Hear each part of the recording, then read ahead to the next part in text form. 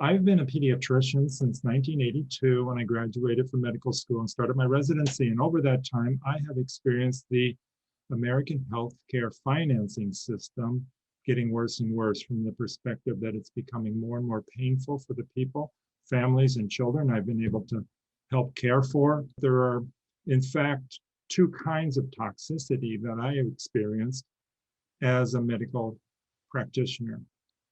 On the one hand, there's a toxicity for the families and the children that I've cared for.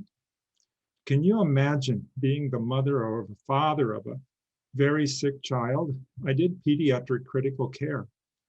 And unfortunately, there were circumstances where I was caring for a child in the family where the child was so ill, the chances of dying were very real. And in the anguish of the family in those circumstances, I could see how the father, mother were willing to sell the farm, so to speak, to save their child's life.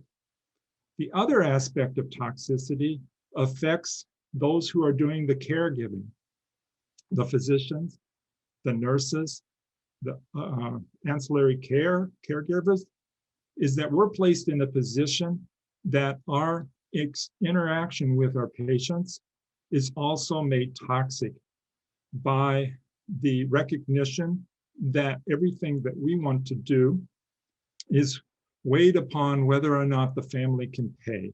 So obviously, if we have this single payer system like I'm describing, like what Canada has just to the north of our country, we, the practitioners, become freed up from having to make all kinds of calculations about who can pay and who can't pay. And we can devote our attention directly to how can I use my experience and knowledge as a physician to the benefit of this person, this patient, this other human being in front of me, so that we can create a solid relationship based on trust and not being disrupted by, oh, can you pay that bill? Or is what you want to do, doctor, just going to put us into bankruptcy?